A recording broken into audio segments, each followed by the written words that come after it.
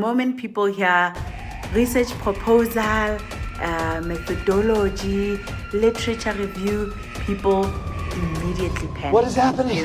And I genuinely think part of the problem is that. Hello, everybody, and welcome to SA Sociology Hub. My name is Thandeka Sivanyoni, and in today's video, I just want us to talk about something that I think many students struggle with, and that is research, right? But before we get to it, I just want to thank you all for 500 subscribers. This is a big milestone for me, guys. So thank you so much. You are making this possible, and I hope I will continue to just add some value into your lives and your academic journey, and in just not just academics, but just understanding our society better. A brief background about myself to those who are new here, the new Sabis. My name is Thandeka Sivanyoni, and I am the founder and host of SA Sociology Hub. I have a master's degree in sociology. I got it with distinction, and I have been in research for 6 years now.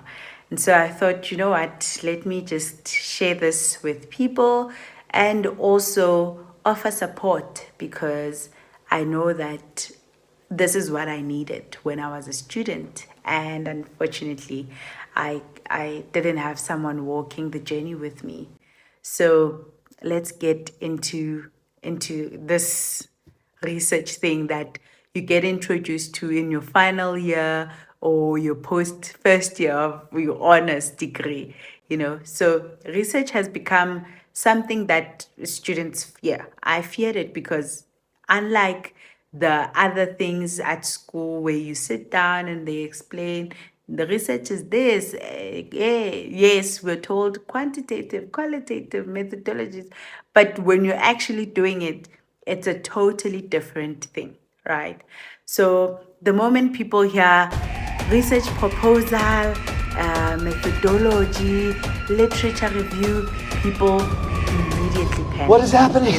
And I genuinely think part of the problem is that research is often explained in a very intimidating way.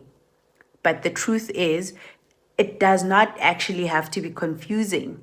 And one thing I've realized from speaking to students recently through the live session that we had, and also just through the one on one conversations that I have, I've been having, I've been seeing students identify their research work like it's an essay. Guys, it's not an essay. And yes, I don't expect you to know this because it's a journey. And normally you'll write an essay and you're expected to write an essay. But a research with an essay, you're often expected to show that you understand the content, you argue a certain point, right? And you use existing knowledge to argue that point. However, with research, you're in a totally different role. Your role is to ask questions. Research is really about curiosity. You just need to be curious about being able to look at society, look at people, systems, experiences, and ask questions. So your role in research is different from an essay in that you're asking questions. You're asking, what is happening here? Why is this affecting? Why is this happening? Who is it affecting? What are the other researchers saying about this? And what is missing? Where's the gap?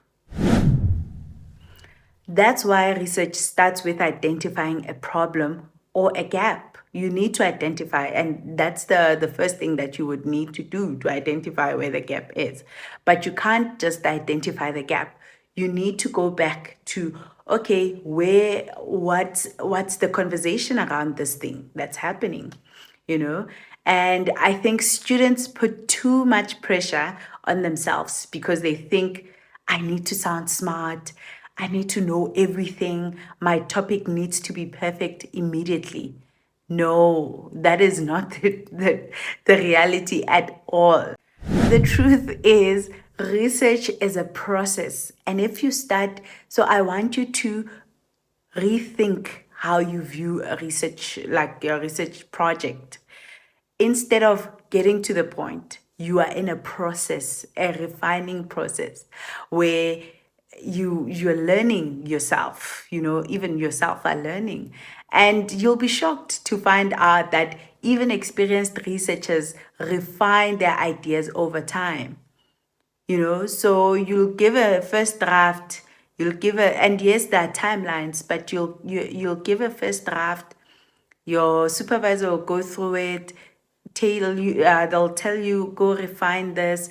You need to work on that and understand that, unlike exams where you write one thing and get the answer and that's it, with the research, you keep refining your work. And where is the gap? Because your research becomes your contribution to that conversation that's happening. And so once you identify the gap, then you can begin designing your study around that gap, right?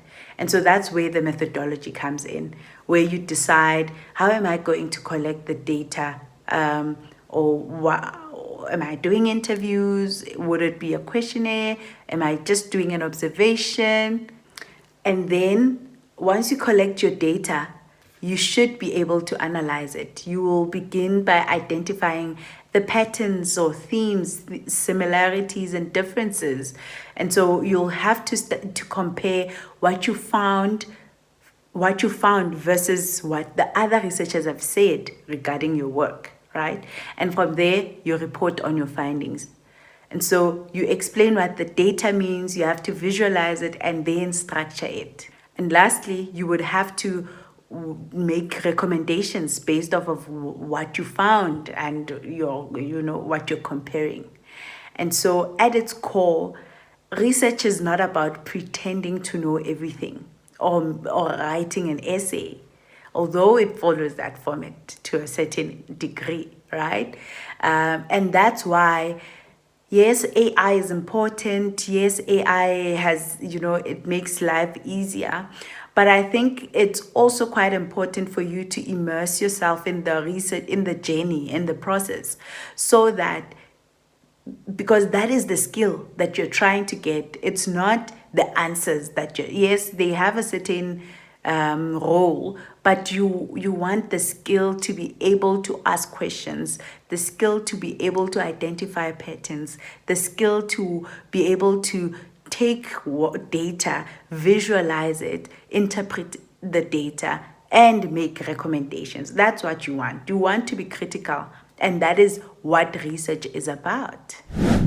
And honestly, I also think another challenge is just that students face, you face that alone without enough process, like without enough support in the process. And so, yes, your supervisor is there to guide, to help, but they're not expected to teach you hand by hand. And unfortunately, they also don't have the time to do that. And so what you find is they're managing many students at once along their own academic responsibilities. There's research, there's meetings, there's administration, there's families. Guys, give supervisors a slack. So, and so sometimes as a student, you simply need someone to help you through your ideas. So you need a sounding board. You need someone that you can ask, does this topic make sense? How am I understanding what the supervisor said correctly? How do I narrow this down? I really wish I had that, because if I did, I think I would have done better even in my honors. I only got an understanding of what research really was in my master's, and because of that, I did extremely well. And so I don't want you to get to your master's or PhD before you understand this. And that's actually one of the reasons why I decided to offer a one-on-one research support session. And so, not to replace the supervisors, please, no, I'm not trying to do that, but to support the students through the process. So think of me as your pal, your sounding board. And the other reality is that beyond your research as a student, there's other things that you're doing. You're living, you have families, you are working, some of you are working. And so that needs room for your research to be explained in a simpler and more relatable way. You send me your stuff, I go through that, also help you, we break it down through a meeting or whatnot. So please hit me up if you do need support. So yeah, I really just wanted to make this video because I want students to understand that research is not impossible. It is a skill, and any skill can be learned. So this is something that you can learn. And I've also just seen how it helps me deal with my life. I ask questions. So outside of academia, I ask questions and I get to my answers. Thank you so much for watching. And if there are any specific research topics that you'd like for me to discuss, whether it's a literature review, a methodology, whatever, please just let me know in the comment section. And I also have a question, just let me know in the comments what part of research makes you feel the most stuck or overwhelmed. And don't forget to like, to share, and to subscribe. Don't forget to share this with someone that really needs this, okay guys? Okay, thanks guys. See you in the next video. Bye.